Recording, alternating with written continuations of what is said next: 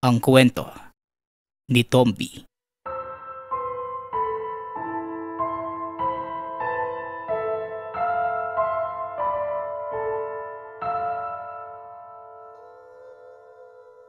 Ang kwentong ito ay hango sa totoong buhay. Mula ito sa isa nating tagapakinig na itago na lang natin sa pangalang Joseph. Taong 1982. Lagrana, Negros Occidental. Nang mga panahong ito, nasa edad 10 taon pa lamang si Joseph. Halos hindi ito lumalabas ng tahanan. Wala din itong mga kaibigan dahil madalas silang lumilipat ng tirahan. Dahil na din sa trabaho ng mga magulang. Isang inspektor sa kumpanya ng bus ang ama, habang ang ina naman ay isang guro. Nangyari ang karanasan ni Joseph nang lumipat sila sa bayan ng Lagrana. Medyo bulubundukin ang lugar. Nasa paanan na ito ng bulkan ng Kanlaon. Layo-layo din ang mga kabahayan. Kaya hindi masyadong nag-uusap ang mga magkakapitbahay. Isang hapon habang naglalakad-lakad itong si Joseph ay may nakita siya na isang batang babae. Halos kasing edad lamang niya. Nakangiti ito sa kanya at naisip ng bata na lapitan ito at kaibiganin. Ngunit hindi pa man ito tuluyang nakakalapit. Pinigil na siya ng isang lalaki. Sinabing layuan niya ang batang babaeng yun. Dahil bago lamang siya sa lugar. Medyo natakot si Joseph sa lalaki. Inakala niya nung una na tatayo ng bata. Pero nang lumaon, nalaman niya ang dahilan kung bakit ito pinapalayo ng lalaki. Magkasama sila ng ina na naglakad galing sa tindahan. Medyo magagabi na ng sandaling yun. Nakita muli ni Joseph ang batang babae. Itinuro niya ito sa ina. Pero nang lingunin ito ng nanay ay wala naman itong nakita. Marahil ay umalis na ito nung kinuha ni Joseph ang pansin ng ina. Anak, wala namang tao doon sa tinuturo mo eh. Sino ba yon? Tanong ng nanay ni Joseph. Nay, may nakita po akong batang babae doon, no? Doon po sa kabilang kalsada. Andyan lang siya kanina eh. Pagpupumilit ng bata. Kaagad naman siyang inaya ng ina na umuwi. Pero hindi talaga mawala sa isipan ng bata ang nakita. Dahil na din sa pagnanais na magkaroon ng kaibigan. Kinabukasan ay pinuntahan niya ang lugar kung saan nakita ang batang babae. Pero laking pagtataka niya. Dahil yung kinatatayuan ng batang babae nung una niya itong nakita, malapit sa masukal na gubat. At tila may kung anong humihila sa kanya papasok sa kagubatang yon. Hindi niya na namalayang nasa loob na siya ng kakahuyan. Patuloy lamang ito sa paglalakad nang mapansin niya ang isang sira-sirang kubo. May umuusok sa gawing likod ng bahay kaya alam niyang may nakatira. Nakaramdam ng pagkauhaw si Joseph. Kaya naisip niyang humingi ng tubig sa kung sino man ang nakatira doon. Kumatok siya sa pintong gawa sa kawayan. Nanlaki ang mga mata niya nang makita ang batang babae ang nagbukas ng pinto. Bakit? Anong kailangan mo? Tanong ng batang babae sa kanya. Naligaw kasi ako eh. Medyo nauuhaw na din ako. Pwede bang makinom? Tugon ni Joseph. Kaagad namang tinawag ng bata ang mga magulang. Medyo napatras si Joseph nang makita niyang lumabas ng pinto ang isang babaeng nakasaklay at kulay puti ang buhok. Putol ang kanang braso at kanang binti nito. Tinanong siya ng matanda kung ano ang kailangan. Mautal-utal naman itong tumugon. Pinapasok siya ng matanda sa tahanan at binigyan ng maiinom. Matapos ay inutusan niya ang batang babae na ihatid si Joseph palabas ng gubat. Asensya ka na nga pala sa nanay ko ha. Siya nga pala. Ako si Mila. Anong pangalan mo? Pagpapakilala ng batang babae sa kanya. Kaagad din namang nagpakilala si Joseph. At nang nasa labas na sila ng gubat ay nagpaalam na si Mila. Sinabi din ito na wag na ulit papasok ng gubat dahil delikado. Hindi na nakapagtanong pa si Joseph dahil bigla na lamang tumakbo si Mila pabalik doon sa loob ng gubat. Nagpasya na si Joseph na umalis doon sa lugar. Nang akmang papaalis na sana, nasa lubong muli niya ang lalaking nagtaboy sa kanya noong una niyang makita si Mila. Hindi ba't sinabihan na kitang huwag kang lalapit sa batang yon? Napakatigas naman ng ulo mo. Pumunta ka pa talaga sa loob ng gubat.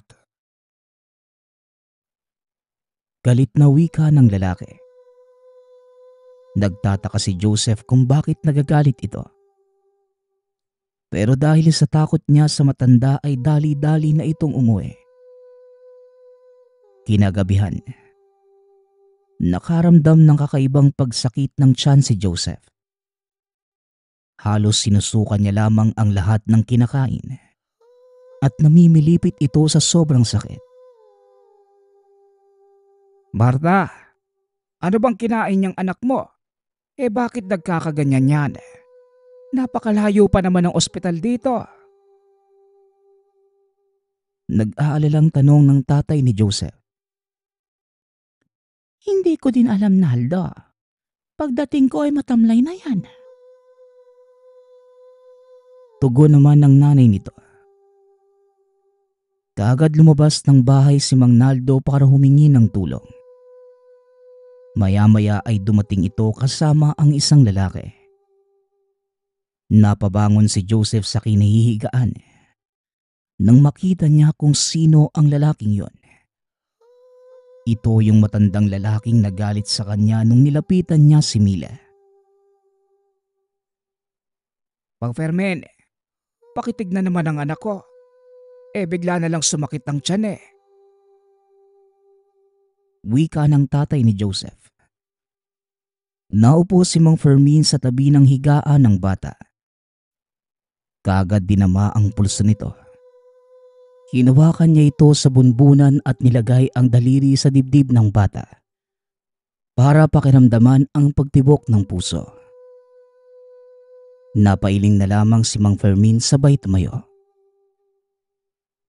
Kung nakinig ka lang sana nung una kitang sinabihan, hindi na sana mangyayari ito sa'yo. Wika ng matanda kay Joseph. Nanlaki ang mga mata ng ama't ina nang sabihin ni Mang Fermin na aswang ang nakatira sa bahay na yon sa loob ng kagubatan. At sa kasamaang palad, namarkahan na ng mga ito si Joseph. Dalawang bagay lang ang maaaring mangyari sa anak nyo, Naldo. Maaaring kunin siya at gawing pagkain. O hindi naman kaya, yang gawin para maging isa sa kanila. Muling wika ni Mang Fermin. Nanlumo naman ang mga magulang ni Joseph matapos marinig ang mga katagang yun. Sinimulang gamutin ni Mang Fermin si Joseph sa pag-asang mapigilan ang ginawa ng mga aswang sa kanya, hanggang sa tuluyang mawala ang sakit ng tiyan ng bata. Ilang araw pa ang lumipas.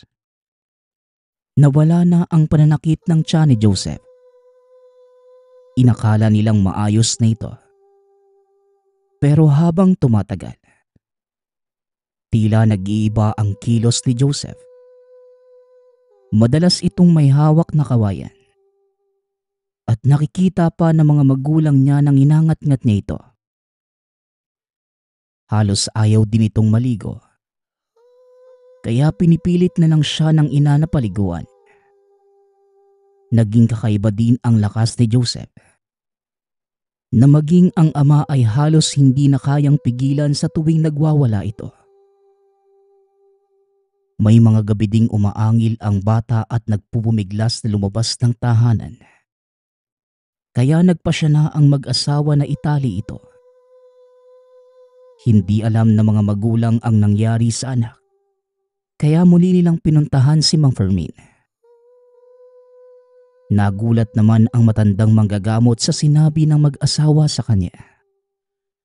Doon lamang nakumpirma ng mga ito na isang ganap ng aswang si Joseph. Dahil unang kita pa lang nito kay Mang Fermin, kaagad na itong nagpumiglas para makawala.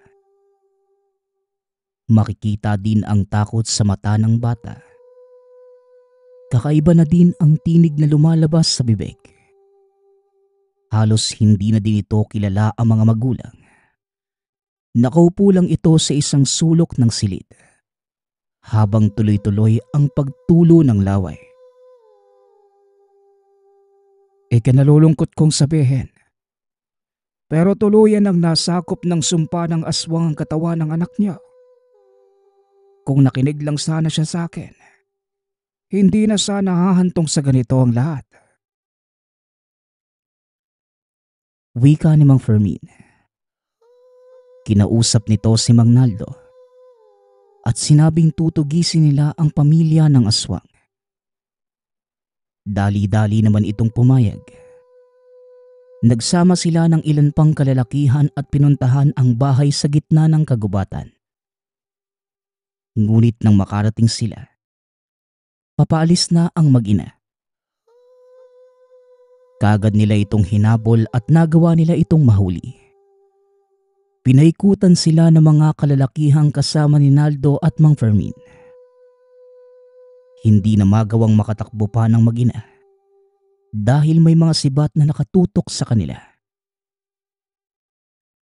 Walang hiya kang aswang ka. Binalaan na kita. Huwag mong papakialaman ng mga tao sa baryo. Pero anong ginawa mo sa anak ng bagong lipat? Biyanggaw mo. Wala ka talagang kasing sama. Wika ni Mang Fermin habang naglalakad papunta sa mag-ina. Hinawakan niya sa buhok si Mila at tinutukan ng itak sa leeg. Akmang gigilitan na sana ito ni Mang Fermin nang bigla siyang pigilan ni Naldo. Sandali lang po, Mang Fermin. Kailangan nating buhay ang mga yan. Kailangan niyang ibalik ang anak ko. Wika ni Naldo. Tumawa lamang ng malakas ang matandang babae at sinabing, Hindi na may babalik pa ang anak mo. Isa na siya sa amin at kahit patayin pa ninyo ako, wala din kayong magagawa. Aswang na ang anak mo, lalaki. Patuloy niyang hahanapin ang laman at dugo ng tao. wika ng aswang. Dahil sa galit, dali-daling pinugutan ito ng ulo ni Naldo. Samantalang ang batang si Mila naman, hinayaan nilang mabuhay. Napilitang umalis si Naldo sa lugar sa pagkaakalang makakatakas sila sa tadhanang nakahain kay Joseph. Makalipas ang 10 taon, wala namang nangyaring kakaiba kay Joseph, maliban sa nawala ito sa tamang pag-iisip. Kaya madalas nakakulong sa tahanan. Tumigil na din sa pagtatrabaho ang ama para maalagaan ito. Inakala nilang kasinungalingan ang sinabi ng aswang noon, pero isang araw, naghatid ng pagkain si Mang Naldo sa silid ni Joseph. Napansin niyang sira ang bintana at wala na ang binata sa loob ng silid. Hinanap niya ito sa paligid sa pag-aakalang naglibot-libot lang. Pero hindi niya ito nagawang makita. Labis ang pag-aalala ng mag-asawa. Hanggang sa isang gabi, napabalita ang may mga hayop na namamatay. Wakwak ang tiyan at wala na ang lamang loob. Minabuti ni Naldo na maglibot sa paligid. Dahil malakas ang kutob niya na ang anak ang may kagagawan. Hindi nga siya nagkamali. Minsang napadaan ito sa isang pastula ng kambing. Medyo malalim na ang gabi noon, kaya walang tao sa paligid. Narinig niyang nagkakagulo ang mga kambing. Nakita niya ang isang figura ng tao na gumagapang papunta sa kawan. Hinablot nito ang paa ng isa sa mga kambing at kinagat sa leeg. Dali-daling dinukot ni Naldo ang flashlight sa bulsa. Inilawan ang nilalang. Nanlaki ang mga mata niya nang makita ang suot nitong damit. Kaagad niya itong tinawag. At nang mapansin siya ng nilalang, dali-dali itong kumaripas ng takbo at tumalon sa mataas na pader. Sinubukan pa niya itong habulin. Pero hindi na niya ito naabutan pa at kaagad siyang umuwi ng tahanan. Sinabi ang pangyayari sa asawa. Napaiyak na lamang ang ina ni Joseph at dahil sa mga kaganapan, nawala din ito sa wastong katinuan. Inakala nilang hindi na babalik ang anak. Pero isang gabi, habang nagpapakain sa asawa ay nakarinig ng isang malakas na kalabog si Naldo sa kanilang bubungan. Hinintay niya ang mga susunod na mangyayari. Maya-maya pa, tila may nabasag na salamin sa silid ni Joseph. Dali-dali niyang pinuntahan ang silid. Nakita niyang nakahandusay si Joseph sa sahig. May sugat ito sa kanang binti at may nakabaon pang kutsilyo sa likuran. Dali-dali naman itong nilapitan ni Naldo at binunot ang patalim. Ginamot niya ang mga sugat ng anak at namangha dahil kusang naghilom ang mga ito. Habang nagpapahinga, pinalitan niya ng damit ang anak na punong-puno ng dugo. Sinunog niya ito sa likod ng tahanan. Laking gulat niya nang marinig niyang tila may nagkakagulo sa labas ng bahay. Dali-dali itong lumabas ng gate. Nakita ang mga tanod sa kanilang barangay na may mga dalang sibat at sulo.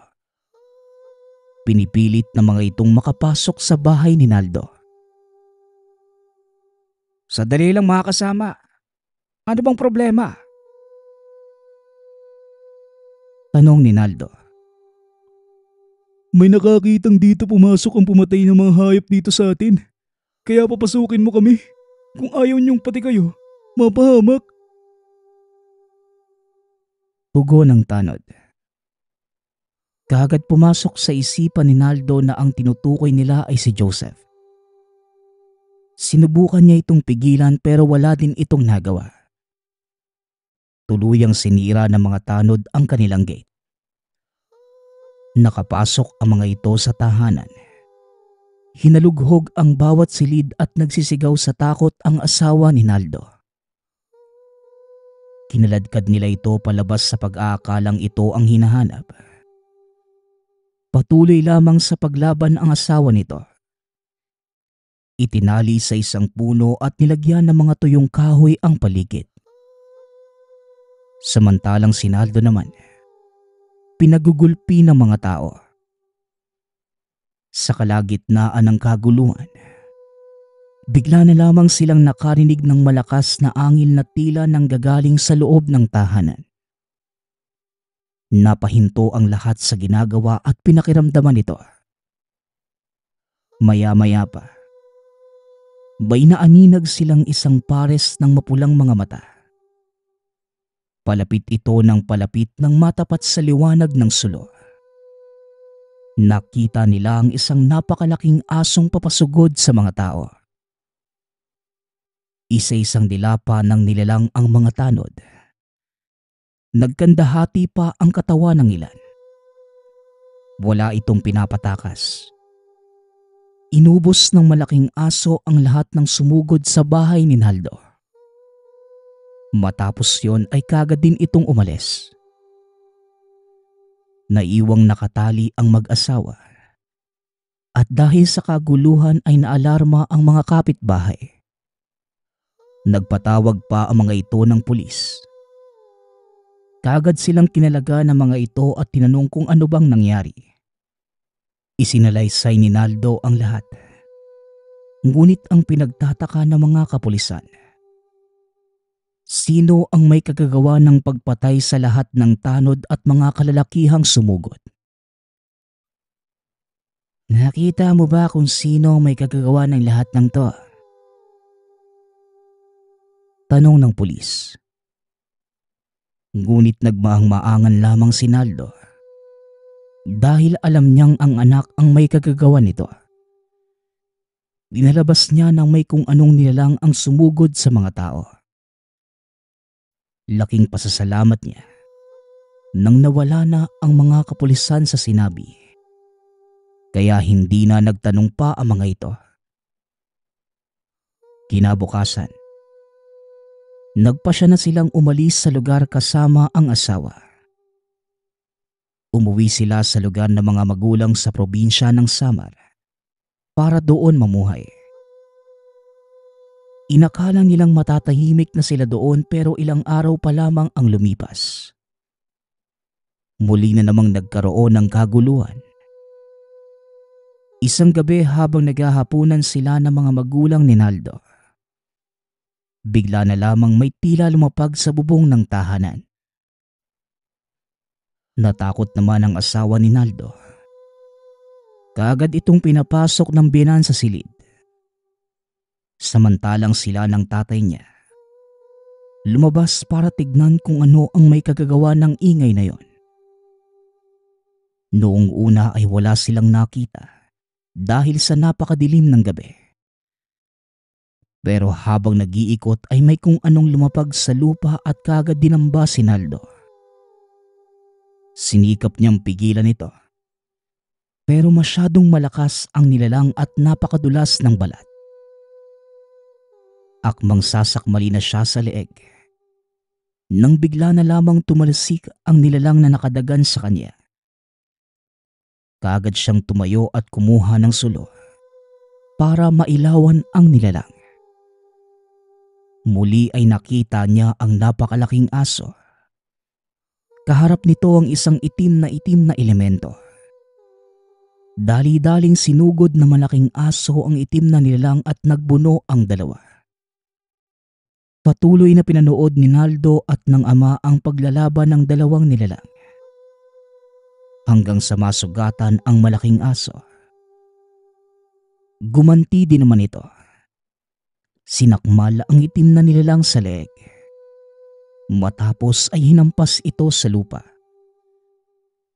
Dinaganan niya ng isa niyang paa ang nilalang upang pigilan ito sa pagkilos. Maya-maya pa nagpalit ng anyo ang itim na nilalang. Naging tao at isang babae. Kasunod naman itong nagpalit ng anyo ang malaking aso.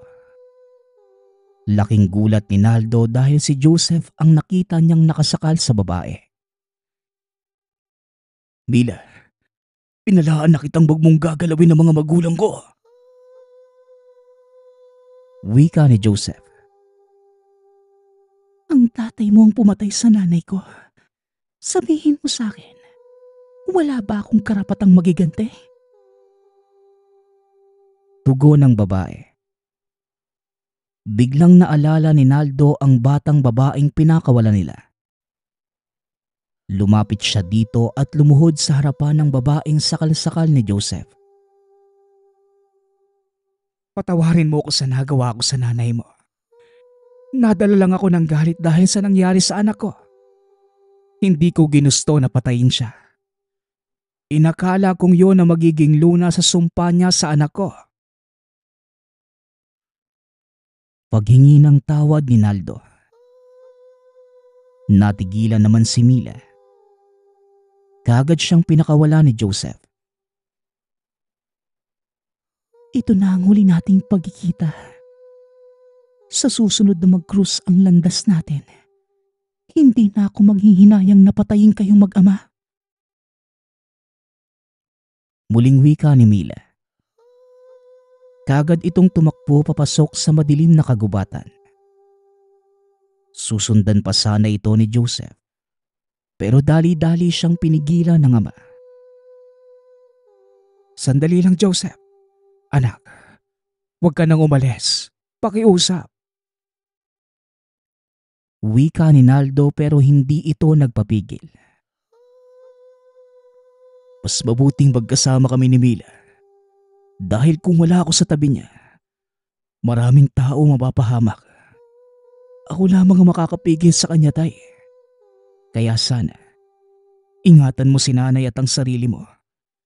Huwag kayong mag-alala. Dahil palagi naman akong bibisita. Babantayan ko kayo palagi, tay. Tugon ni Joseph. Kaagad na din itong umalis. Sa kabila ng paglisa ng anak, masaya si Tatay Naldo dahil na din alam niyang maayos ang kalagayan na nag-iisang anak. Samantalang ang asawa naman, unti-unti na ding gumagaling. Paminsan ay dumadalaw si Joseph sa kanila. Kaya kahit papano ay naging masaya ang nanay. Hanggang sa pagtanda ng mga ito, patuloy pa din silang dinadala ng anak na aswang. Ang kwentong ito ay hango sa totoong buhay. Mula ito sa isa nating tagapakinig na itago na lang natin sa pangalang Kenneth. Taong 1988, Dilasag, Aurora. Alas 12 na ng madaling araw ng mga panahong yon. Nang umahon sa pagpapalaot sa dalampasigan si Kenneth, bitbit ang timba na may laman na ng huling isda. Dahan-dahan itong papalapit sa pangpang. Ngunit sa patuloy na paglapit ng binata, nakaamoy ito ng masangsang na amoy na tila mula sa nabubulok na karne ng hayop. Ano bang? Napakabaho naman nun. Ang sangsang sa ilong ah. Wika ni Kenneth sa sarili. Ibinaba nito ang dalang timba sa buhangin at dahan-dahang hinanap ang pinanggagalingan ng amoy. Nanlaki ang mga mata ng binata at napaatras. Nang makakita ng bangkay ng tao, naaagnas na ang katawan. Ngunit kapansin-pansin ang wakwak nito sa tiyan. Hindi ito makapaniwala sa nakita. Kaya naman kagad humingi ng saklolo si Kenneth. Halos magkanda dapa-dapa ito sa kakatakbo palayo sa lugar. Unang pinuntahan ni Kenneth ang kapatid na tawagin na lang natin sa pangalang Basil. Nagtataka man ito sa sinabi ng kuya. Ngunit hindi na siya nag-atubili na humingi ng tulong sa mga kapitbahay para tumawag ng otoridad. Nang makarating sa lugar, napasuka si Basil dahil sa sitwasyon ng bangkay na natagpuan ng kuya. Anong klaseng hayop kaya yung gumawa niyan sa kanya? Mukhang hindi yan taga dito ah. Siguro tinangay lang yan ng dagat sa Pampang. Kaya hindi pamilyar sa atin. Nakakaawa naman yung pamilya niya. Baka mamaya, matagal na yang hinahanap eh. Wika ni Basil. Kaagad namang nagdatingan ang mga otoridad. upang siyasatin at tignan ang bangkay. Kinausap naman ng mga pulis si Kenneth upang magbigay ng testimonya sa nakita. Lalo pat ito ang unang nakasilay sa bangkay. Galing po ako sa dagat ng mga sandaling yun eh. Nanguhuli ako ng mga isdang ibebenta naming magkapatid. Pero pagkatali ko ng bangka ko at pagbaba ng timba, naamoy ko kagad yung masangsang na amoy. Tapos binaba ko itong mga huli ko. Tsaka ko hinanap kung nasaan ba nanggagaling yung baho. Pero laking gulat ko nung makita ko yung katawan eh. Kaya naman napatras ako at tumakbo papunta sa bahay namin. Para sana sabihan yung kapatid ko na humingi ng tulong sa inyo. Ito nga po yung kauna-unahang beses na may napadpad na bangkay dito sa dalampasigang to eh. Pagpapaliwanag ni Kenneth. Napatango naman ang kausap. Sinabi nito na kailangang sumama ng binata sa presinto upang magbigay pa ng mas mahabang detalye. Nainis naman si Basil sa tono ng pananalita ng pulis. Kaya ito na ang nagsalita para sa kuya. Sa tono ng pananalita mo para bang pinapalabas mo na ang kuya ko ang pumatay sa biktimang yan ah. Maghinay-hinay ka sa pananalita mo. Hindi mo alam kung ano ba ang tunay na nangyari at kung sino nga ba ang lalaking yan. Ni hindi nga taga dito yung bangkay na yan. Sabat ni Basil. Ngunit dali-dali namang inawat ni Kenneth ang kapatid at sumama sa mga pulis upang malinis ang pangalan. Pagkarating sa presinto, kaagad namang tinanong si Kenneth. Dahil wala namang matibay na ebidensya na siya ang pumatay sa bangkay, kaagad naman itong pinauwi. Laking pasasalamat naman ni Basil dahil hindi napahamak ang kuya. Nakakaawa yung nangyari sa lalaki, no? Sino kaya yun? Ano kaya yung nangyari sa kanya at bakit wakwak yung tiyan niya? Tanong ni Kenneth. Oo nga kuya eh. Nakakaawa yung lalaki tsaka sino kaya siya? Buti na lang pinakawalan ka kagad ng mga pulis na yun. Abay, ikaw pa yata yung pinagbibintangan nila at pinaghihinalaan. Samantalang kung hindi dahil sa'yo, hindi na nila nakita yung bangkay ng lalaking yun. Tugon ni Basil. Hindi naman sa pinagbibintangan ako, Basil. Inaalam lang naman nila yung totoo eh. Siyempre para malutas kagad yung kaso. Nagtanong sila ng ilang pangkatanungan. Naawa nga ako kanina nung pumunta yung mga kamag-anak ng bangkay eh.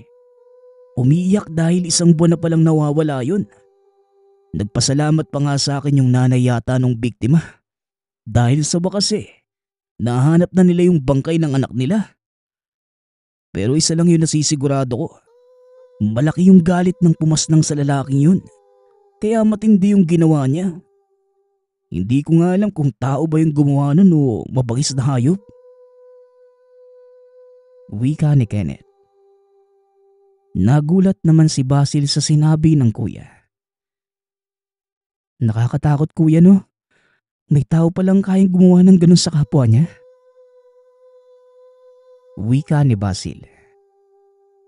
Matapos ang pangyayaring yon, naging usapan ang nakitang bangkay ni Kenneth sa dalampasigan. Sa paglipas ng mga araw unti-unti namang natigil ang mga usap-usapan. Muling nagpatuloy sa buhay ang magkapatid. Hindi na lamang inisip pa ang mga nangyari. Isang araw nagpunta si Kenneth sa gitna ng dagat. Kagaya ng palagi nitong ginagawa. Nanghuli ito ng mga isda gamit ang lumang lambat. Pero habang nangingisda, tila may malaking isda na nahuli ang lambat nito. Dali-dali naman itong hinila at nagulat ang binata. Hindi inaasahan ang nasilayan sa lambat. Isang babae na walang pang-itaas. Natatabunan lamang na mahabang buhok ang katawan. Ngunit ang mas nakakabigla sa lahat, meron itong buntot ng isda. Nakita din ito ang matutulis ng ngipin at mga kaliskis sa mukha at buong katawan nito. Pero imbis na itago ang sirena, nakaramdam ng awa ang binata.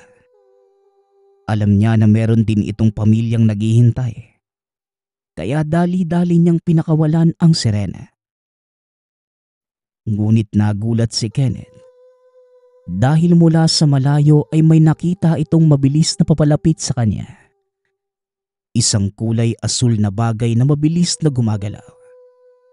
Hanggang sa Dahil isa kang mabuting tao at sa iyong ginawa, pinagkakaloobang kita ng isang mutya dahil alam ko na marami kang matutulungan, mapatao man o mga elemento.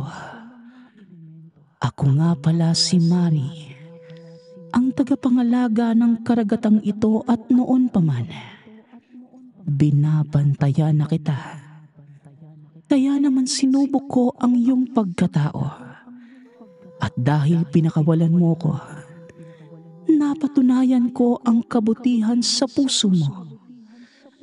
Tanggapin mo ang pinagkaloob ko sa iyong mutya. Gamitin mong palagi yan sa tama. wika ng sirena. Nagulat at hindi makapaniwala si Kenneth na pinagkalooban siya ng sirena ng mutya. Isa itong puting kabibe na may tulis sa dulo. Maliit lamang na tila sinlaki ng hinlalaki. Maraming salamat sa pagtitiwala mo sa akin, Mari. Huwag kang mag-alala. Gagawin ko ang lahat na makakaya ko para maprotektahan ng mga tao, maging ang kaligtasang ginagawa kong kabuhayan. Tugon ni Kenneth. Yan ang mutya ng kabibe. Papangalagaan ka nito laban sa mga masasamang loob at poprotektahan ka sa lahat ng bagay. Magkakaroon ka rin ng kakayahan na pakilusin o pagalawin ang karagatan at pasunurin ang mga nilalang na naninirahan sa dagat. Huwag kang mag-alala dahil mula sa araw na ito, palagi mo na akong makakasama. Gagabayan kita sa lahat ng oras. Tugon ni Mari. Labis naman ang pasasalamat ni Kenneth sa sirena. Muling pinangako na tutuparin ang lahat ng sinabi sa nilalang. Noong una ay hindi alam ni Kenneth kung ano nga ba ang pinakakakayahan ng mutya ng kabibe. Ngunit sa tulong ni Mari, unti-unting nalaman ng binata ang natatangi nitong kakayahan. Mas lumakas ang pandinig ni Kenneth. At kagaya ng sinabi ni Mari, nagagawa nitong mapasunod ang anumang nilalang na naninirahan sa dagat. Mas lalo pang namangha ang binata dahil kaya nitong sumisid sa dagat ng mas matagal kesa sa dati. Nang dahil sa mutyang tangan ni Kenneth, hindi na nahirapan ang binata sa trabaho. Unti-unting gumaganda ang buhay.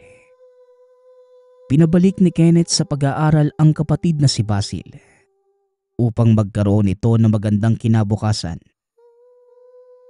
Sa paglipas ng mga araw ay nagawa ni Kenneth na protektahan ang karagatan laban sa mapang-abusong mangingisda.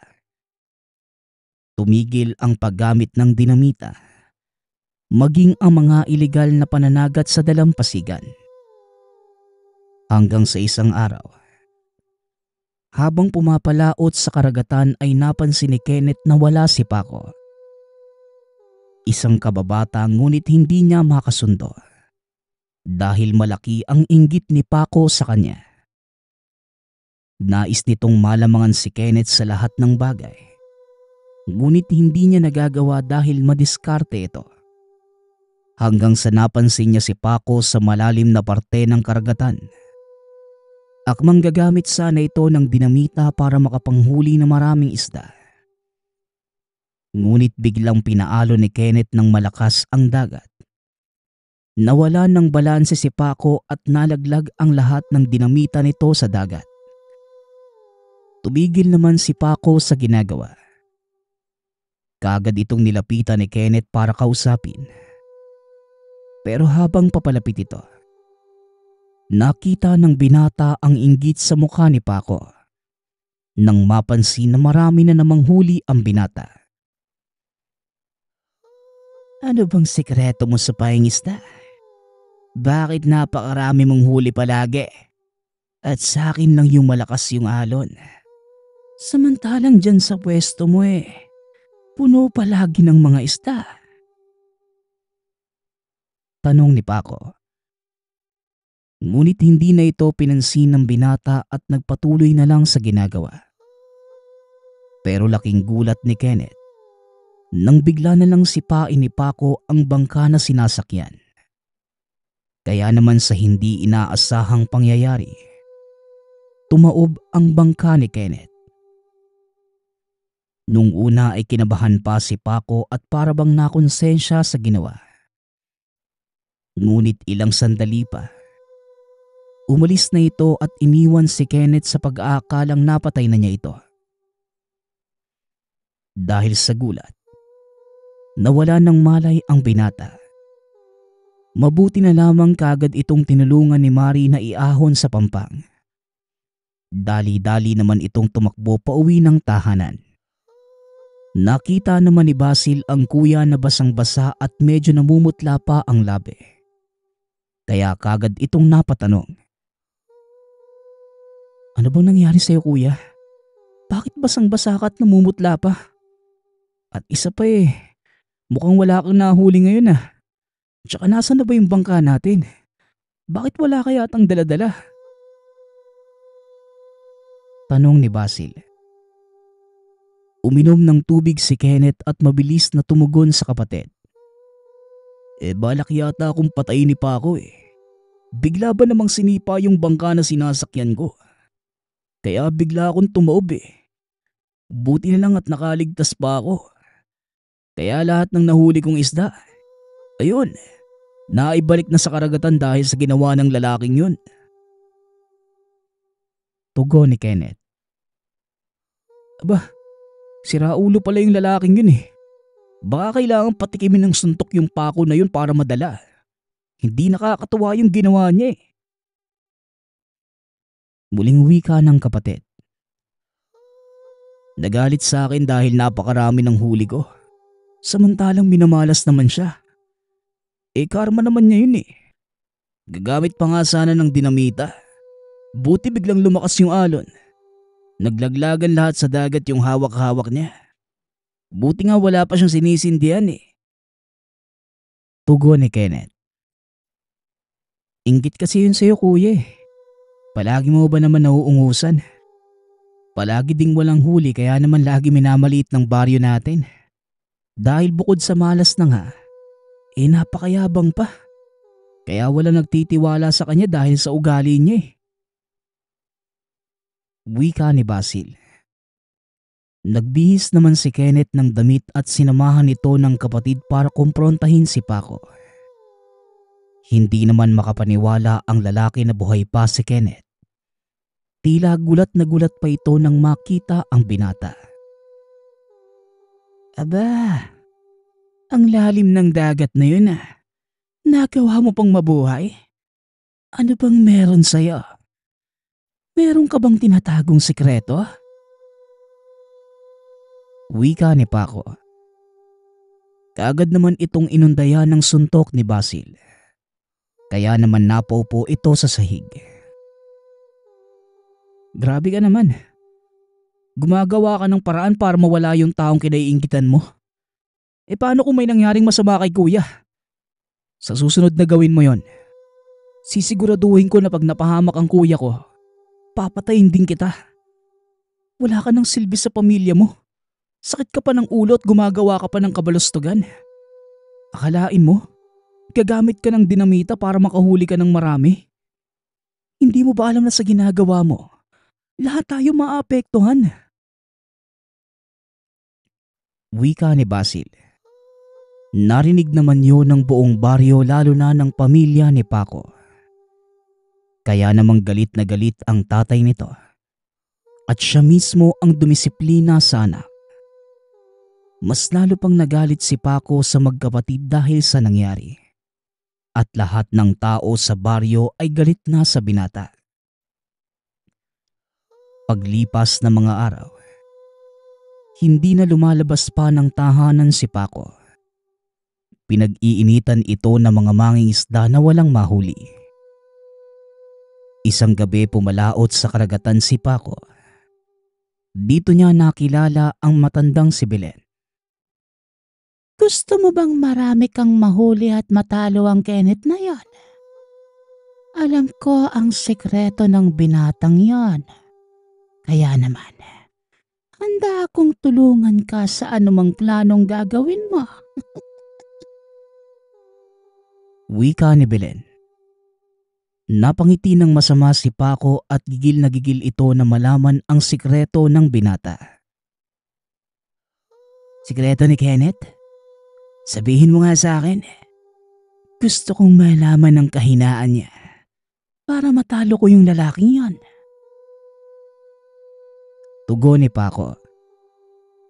Tumawa ng napakalakas si Belen at nilahad nito ang kamay. Ako nga pala si Belen. Handa ka bang makipagkasundo sa akin? Pero huwag kang mag-alala. Dahil kasama mo ko natatalunin si Kenneth. Dahil malaking balakid na rin siya sa aking mga plano. Muling wika ni Aling Belen. Kaagad namang nakipagkasundo si Paco kay Belen. Ngunit ng gabing yon, ipinakita ng matandang babae ang tunay niyang itsura at lakas nitong taglay. Gusto ko na maging kagaya mo. Kaya bigyan mo ako ng kapangyarihan o kakayahan para matalo si Kenneth. Sabihin mo sa akin ang bawat detalye kung paano ko siya matatalo. Wika ni Paco. Gusto ko ang mga kagaya mo. Handang gawin ang lahat para matalo ang kalaban. May tangan na mutya ng kabibi si Kenneth. Kaya naman hindi ito hirap sa pangingisda. At siya rin ang dahilan kung bakit nalaglag ang mga dinamita na gagamitin mo sana. Dahil pinangangalagaan ito at ginagabayan ng sirenang si Mari. Kailangang makuha mo kay Kenneth ang tangan niyang mutya para matalo mo ito sa labanan. Tugon ng matanda. Nagulat naman si Paco sa mga sinabi ni Aling Belen. Paano mo naman nakilala si Kenneth? Bakit alam mong kahinaan at kakayahan na meron siya? Tanong ni Paco. Tagal ko nang binabantayan niyang si Kenneth. Buhat nang makita niya ang bangkay sa dalampasigan. Ako ang may salarin sa bangkay na yon. Kaya nang makita ito ni Kenneth, pinantayan ko na ang binatang yun sa pag-aakalang nakita niya ang ginawa ko. Pero mali pala ang hinala ko. Doon ko nalaman na pinagkalooban siya ng mutya ng isang sirena. Kaya naman alam kong magiging balakid siya sa aking mga plano. Nakita kong galit ka sa kanya. Kaya handa akong makipagtulungan sa'yo para mapabagsak yung kalaban nating dalawa. Kagaya mo. Ganon din ang gusto ko. Ang mawala sa landas si Kenneth. Wika ni Aling Belen.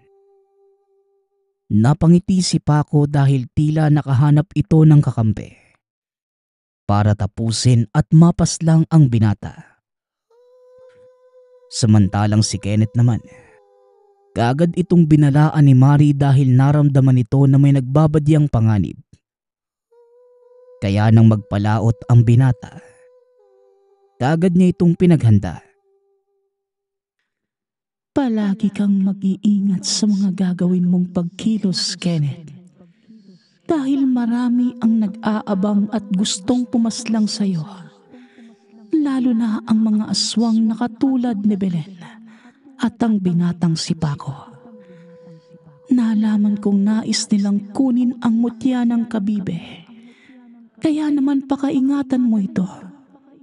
Dahil sa oras na mapunta sa masamang kamay ang mutya, mapapahamak ang lahat. Lalo na ang mga inosenteng tao at mga naninirahan sa karagatan. Lalo na kung ang mapang-abusong kagaya ni Paco ang magtatanga nito. Babala ni Mari. Makakaasa kang iingatan ko ang mutyang pinagkaloob mo sa akin. Hindi ko hahayaan na mapasa kamay ito ng masasamang tao. Tugon ni Kenneth. Malaki ang tiwala ko sa iyo, Kenneth. Kaya naman alam ko na pagkakaingatan mo ang mutyang pinagkaloob ko sa iyo. Sana, hindi ako nagkamali ng pagpili sa iyo. Muling wika ng sirena. Matapos malaman ang babala ni Mari, inihanda ng binata ang sarili sa nagbabadyang panganib. Lalo pat alam niyang nagsanib puwersa si Belen at si Paco. Hindi man niya kilala ng personal ang matanda. Ngunit nakakasigurado siyang malakas ito dahil nagawa niyang mabilog ang ulo ni Paco. Sa kabilang banda naman, walang kaalam-alam si Basil sa tanga na meron ang kuya. Ang tanging alam lamang ng binata, mapalad ang kuya kaya pinagpala sila lalo na't mabait ito at matulungin. Hanggang sa isang araw, nagpunta sa kabilang baryo si Basil upang gumawa ng proyekto kasama ng mga kamag-aral. Kaya naman ginabi na ito sa pag-uwi.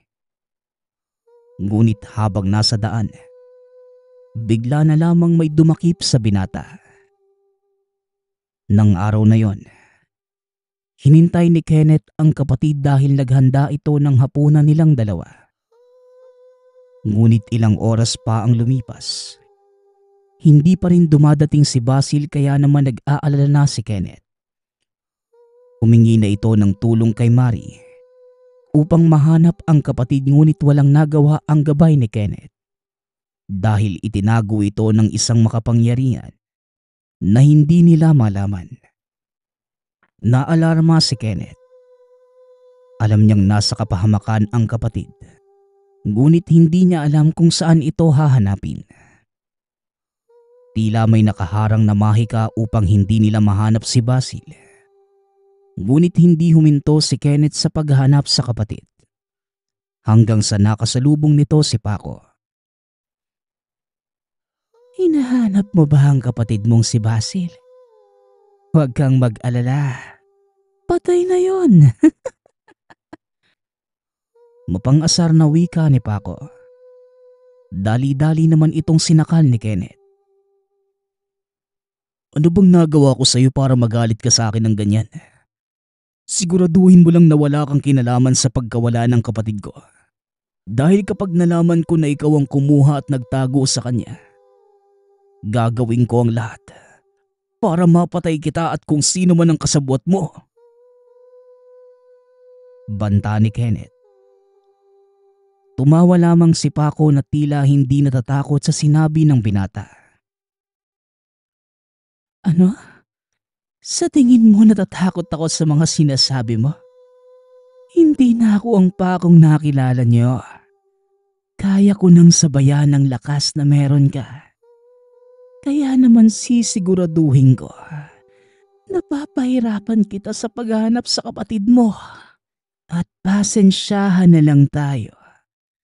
Dahil mas magaling at matalino ako kesa sa'yo. Tugon ni Paco. Dahil sa galit ni Kenneth, sinuntok niya si Paco at hinila pauwi sa tahanan. Hindi niya ito pinakawalan hanggat hindi nagsasalita. Hanggat hindi ka nagsasalita, hindi ako titigil sa pagpapahirap sa'yo. At sisiguraduhin ko na ang araw na to, hindi mo makakalimutan dahil sa pagdamay niyo sa kapatid ko. Alam kong kasabot mo si Belen, kaya naman sisiguraduhin ko na papatayin kita bago pa siya dumating dito. Wika ni Kenneth. Ilang sandali lamang ang lumipas. Bigla na lamang natanggal ni Paco ang taling ikinabit ng binata. Bilog ang buwan ng mga sandaling yon. Dito na nagbago ng anyo si Paco na kinagulat ni Kenneth. Dahil alam niya na wala namang lahing aswang ang kababata. Akala mo ba? Ganun-ganun mo lang ako matatalo? Kanina pa kita pinagmamasdan. At alam ko na ang iyong sikreto. Kapag nawala ang mutyang tangan mo, wala ka ng lakas. Tignan na lang natin kung umubra ka pa sa akin. Wika ni Paco. Sinubukan nito na agawin ang mutyang tangan ni Kenneth. Ngunit mabilis ang pagkilos ng binata. Kaya naman kagad niyang naiilagan ang bawat pag-atake nito. Gigil na ng mga oras na yun si Paco. Dahil hindi man lang niya magawang masaktan o masugatan si Kenneth. Gawa ng napakabilis ng pagkilos nito. Sinasadya naman ni Kenneth na asarin at galitin palalo si Paco. Dahil sa pamamagitan nun, malalaman niya kung nasan ang kapatid na nawawala. Ilang sandali pa. Nagwala lalo si Paco at dumating si Belen. Tapusin mo na siya, Paco. Nang sa ganon, wala nang kaagawang isang katulad mo dito sa baryo ninyo. Palagi mong tatandaan kung paano ka naging maliit sa harapan ng nakararami nang dahil lang sa lalaking yan. Wika ni Belen. Huwag mong lasunin ang utak ni Paco. At ikaw naman, hindi ka nag-iisip. Ginagamit ka lang ni Belen para mapatay ako nang sa ganon. Wala nang balakid sa mga plano niya. At kapag nagawa mo ng mapas lang ako, ikaw naman ang isusunod niya. Kaya nasa na ang kapatid ko. Ilabas niyo siya bago ko mapatay kayong dalawa. Tugon ni Kenneth. Sa pagkakataong yon, seryoso na ang binata. Nagbago ang orang nakapaligid kay Kenneth. Ang itim nitong mga mata, naging asul kagaya ng karagatan. At ang pisikal nitong anyo ay tila kakaiba at hindi maipaliwanag. Ilang sandali pa ang lumipas. Mas lalong nagalit si Kenneth kaya naman lumabas ang kakayahan nito. Kagaya ng tubig, bigla itong naglaho sa paningin ng dalawa. Hindi nila alam kung saan ba kikilos si Kenneth at aatake. Kaya naman naghiwalay ang mga ito upang mas mabilis na makita ang binata.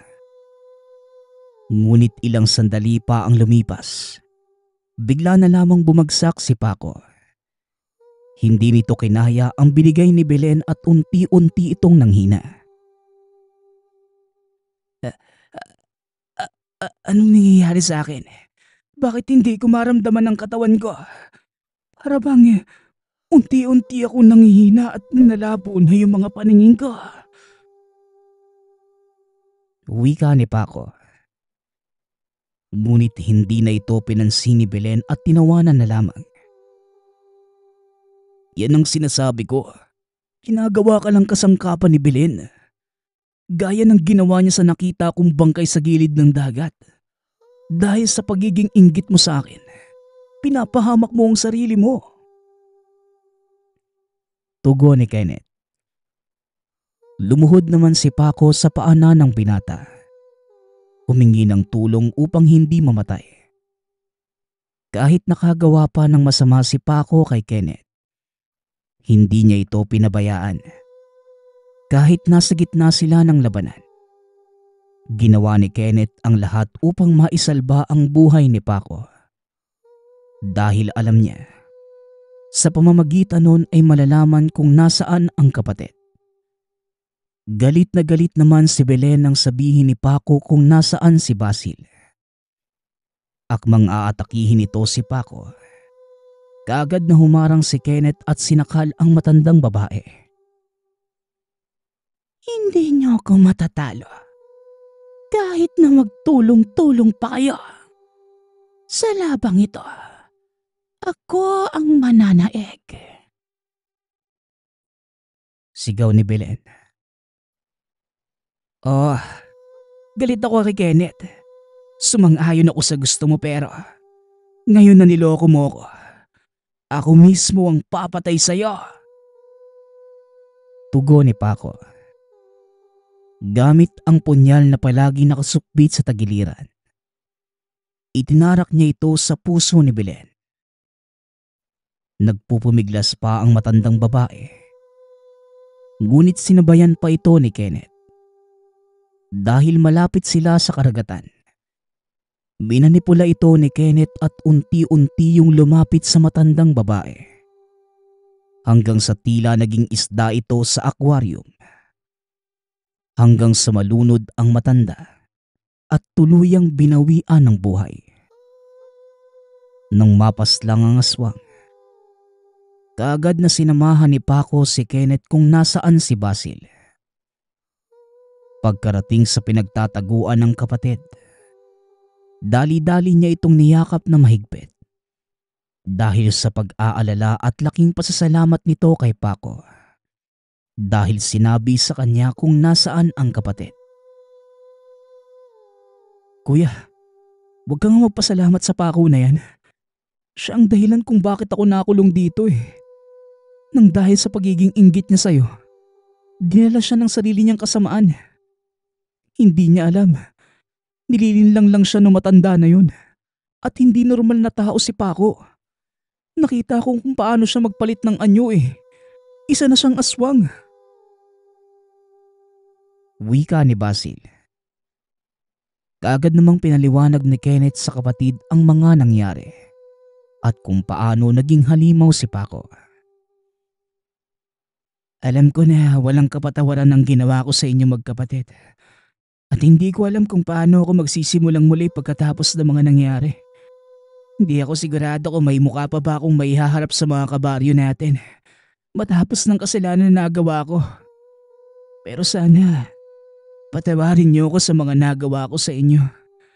Nilamon lang talaga ako ng galit ko at inggit eh. Wika ni Paco. Hindi na nito napigilang mapaluha sa mga nangyayari.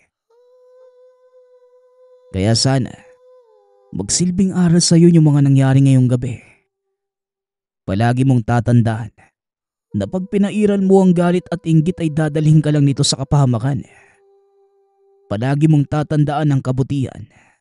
Yun ang magdadala sa iyo sa magagandang landas. Pero huwag kang mag-alala.